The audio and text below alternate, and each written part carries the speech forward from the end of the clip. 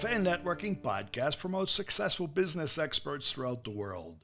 I'm Tom Reaoch, known as the King of Networking, connecting people from my podcast studio in Brazil. Today we talk with Christian Espinosa, and he's joining us from Pocatello, Idaho in the United States. Christian Espinosa is the founder and CEO of Alpine Security. He's a cybersecurity engineer, and he valued being the smartest guy in the room, only to realize that his greatest contribution to the fight against cybercrime is his ability to bring awareness to the issue through effective communication. Christian is a speaker, coach, trainer in secure methodology, and author of the book, The Smartest Person in the Room, The Root Cause and New Solution for Cybersecurity. So, Christian, what do you recommend to people starting a career in cybersecurity? Well, cybersecurity is a massive topic. I recommend that people figure out what they really want to do in cybersecurity. A lot of people say they want to start a career in cybersecurity, but that's kind of opening up Pandora's box. Mm-hmm. There's auditing, penetration testing, compliance. There's a whole range of topics in cybersecurity, and they're all vastly different. So I think it's important that someone understands what they want to do. And there's different assessments you can do. You can go to like 16personalities.com and take a personality test. But, you know, someone that does auditing for a living has a very different personality than someone that does penetration testing or digital forensics, for instance. Right. So it's important you take some time, understand like the landscape, and figure out what path you want to go in, because a lot of people have jumped into things like penetration testing and they realize it's super technical, it's frustrating, and they ended up leaving the career and going and doing something different. So it's important to understand which area you want to focus on. That's sort of like equate that to medicine, sort of a big chunky word that there's a whole lot behind it, so you do really have to specialize. But to our listeners who may be in a company, and you talk about the landscape. The landscape in cybersecurity has changed radically over the years, and the short years. So somebody may be in a company and has just been following these changes and try to keep up with what's happening. Yeah, the landscape has changed, but I think the fundamentals haven't really changed. There's still vulnerabilities that are exploited. There's still cyber criminals that use phishing, a combination of social engineering like phishing attacks with technical attacks. So it's changed some, but I think the fundamentals are still there. It's about really, knowing your environment and patching your vulnerabilities and reducing the risk. I mean, cybersecurity is really about reducing risk. It's really that simple, but we tend to overcomplicate it. But to that point, with social media and all the other engagement possibilities, that risk has increased. Yeah, there's more ways a criminal can get into your environment today. Like you mentioned with social media, Tom, people tend to post things that they shouldn't post or fall victim to an attack on a social media platform that can lead the criminal into a corporate network. So there's more attack vectors, I would say, but the tactics are still the same. It's still taking advantage of someone's curiosity or their lack of understanding of how an attacker can use a social media platform to get into something else. And to this professional, the cybersecurity professional, do you also help them being better understood within a corporation? Because many CEOs, many higher levels may not really understand what they do. Right, and that's sort of the topic of my book. It's really about bringing the human element back into cybersecurity. I believe in cybersecurity, there's a lot of super high IQ or rational intelligence people, but often they lack emotional intelligence. So if you can raise that emotional intelligence and combine it with the high rational intelligence, you have someone that can really go far in their career.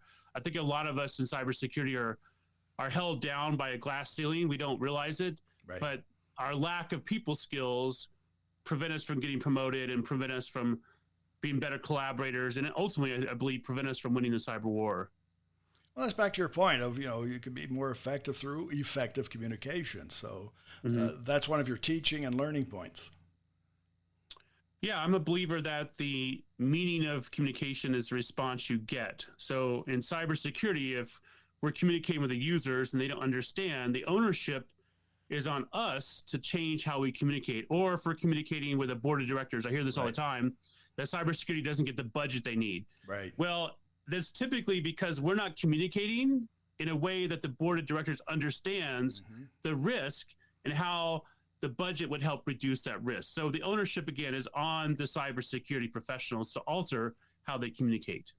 And the reverse is also true. You may have a board of directors just wants to throw a lot of money at something, and that may not be the case. That's true. We've seen it both directions. Typically, in cybersecurity, there's no budget until there's a data breach, and all of a sudden there's a big budget. Then it becomes strategic, and it's unfortunately that's what we see that. It's like we see that, we read about it almost on a daily basis of the hackers, of the ransom, and what's happening. So it's real. It's not fake. Yeah, ransomware and cyber criminals are, trying to get into our environment all the time. They have to make a living too. So.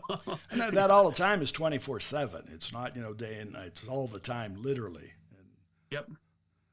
And so this risk is a real life venture for any company, wherever they are. So it's not geographic. Yeah, that's right. The cybercrime has no boundaries, geographic boundaries. I mean, the internet has done away with all the geographic boundaries, and the cyber criminals look for anywhere they can get in, where they can achieve their objective, which is often making money in some capacity, either stealing your data and selling it, or holding your data hostage through ransomware. I mean, they're trying to make a living, and they don't really care what country the target's in. And they can penetrate any place. They can try. Yeah.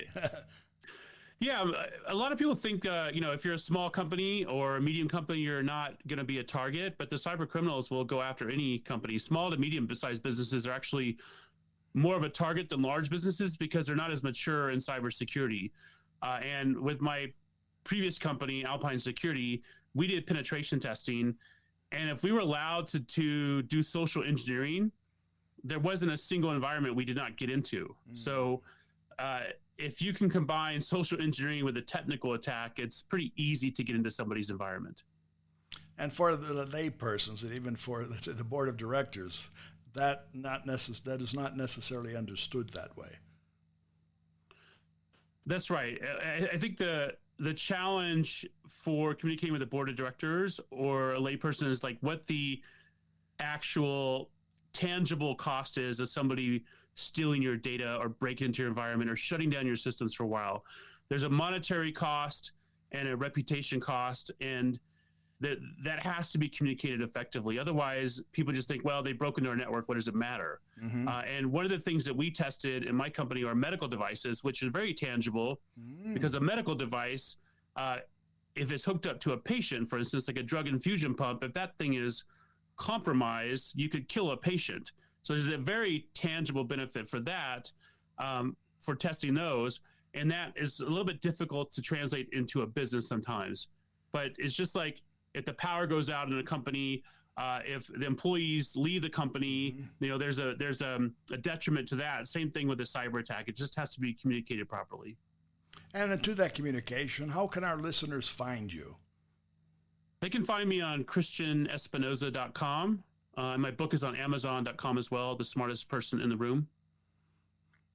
Anyplace else? Yeah, I'm on pretty much every social media. I'm even on TikTok. So LinkedIn, Twitter, Instagram. I'm on pretty much every social media, YouTube as well. Well, I have to say, I recently got on TikTok really to understand it, because what we see, the things are generational. And what we see and read is that TikTok has become a major search engine, and younger persons, that's where they are.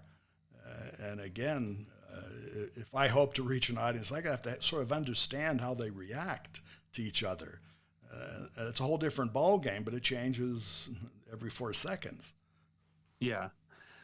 Well, hopefully you figured out and understood it, because I still don't. No, I can't say. I don't understand why things are so popular on TikTok. I watch one of these videos and I'm like, what is it about this video that makes it so popular?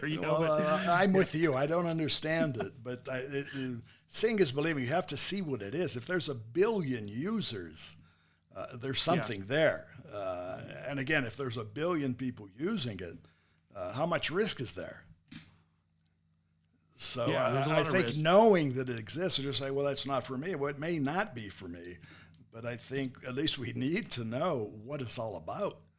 And again, you see stuff there that I'm amazed. It's just a bunch of stuff. So I can't even figure it out, but you have to be there. I'm glad I'm not alone. No, well, you're not. And I actually made a little bit of a survey amongst all of this last year I've interviewed over 130 guests. And then I found how many of those guests were on TikTok. Because most of them, obviously, almost everybody's on Instagram, Facebook. Right.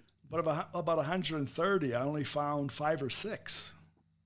Wow. Well, maybe on number 7. No. And what I did, I says, well, if they're there, I got to see what they're doing because I've interviewed these people. I know these people.